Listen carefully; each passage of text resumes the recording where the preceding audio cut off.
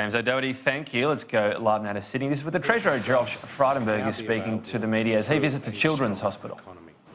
Over to you, Pat. Thanks.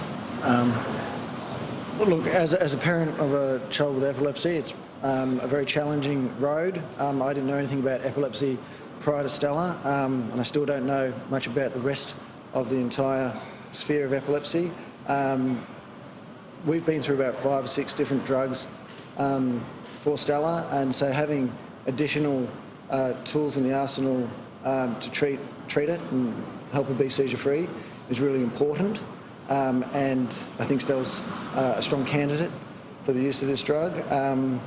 Epilepsy is really dependent upon organisations like this hospital, people like John, the amount of expertise and the value that adds to it to help solve really complex issues that take a long time to find anything out is really important. And so this is an excellent outcome, so we really appreciate that. Thank you. Thank you. We're going to take any questions in relation to our health announcement today. Okay, well, thank you very much, John, and thank you very much, Pat. I appreciate it. Okay. I think they're going to pepper me with other things, so Amanda and Dave, I'll start with you. Has described your government's attack on Labor's electric car policy as peak crazy. Are you peak crazy? Well, as we've said, and I've been a strong supporter of the take-up of electric vehicles and believe that it is going to be a real disruptor to the transport system. But at the same time, we want to maintain people's choice. So we're encouraging the take-up of electric vehicles through the Clean Energy Finance Corporation with its incentives to new fleets, but also through ARENA and the research that we're funding. But we want people to have choice, and what Bill Shorten is doing with his mandatory emissions reduction policies in the transport sector is he's going to put real pressure now on families and obviously people's hip pockets, because right now what we see is 19 out of 23 electric vehicles that are on offer here in Australia cost more than $60,000. So it's out of the reach of most Australian families. At the same time, the proportion of electric vehicles in new car sales is 0.2%. Now, Bill Short wants to take that to 50%, but he can't even explain how long it takes to fire up a battery for your electric vehicle. And if he can't explain his own policy, then you shouldn't be voting for him.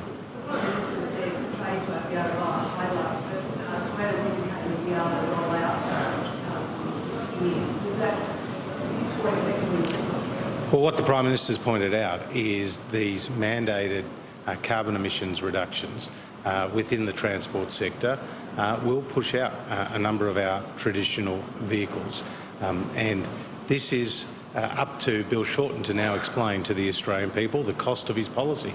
He's got a 45% emissions reduction target, but he can't explain how much that will cost the Australian people. We can't even explain how he'll actually get to that target. So there's a lot of virtue signalling coming from the Labor Party, but a lack of detail and a lack of costing and funding for their policies. Malcolm Turnbull has pointed out that when you were his energy minister, pushed heavily for electric cars.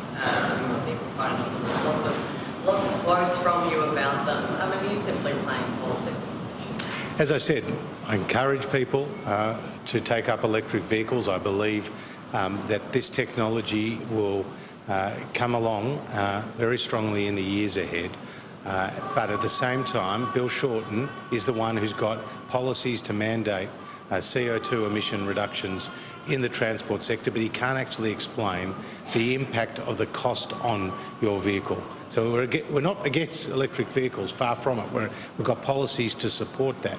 But what we are against is a Labor Party who can't explain how they're funding their policies, what the actual cost to the taxpayer will be, and a leader of the opposition who can't even explain some of the basic fundamentals around his own policy.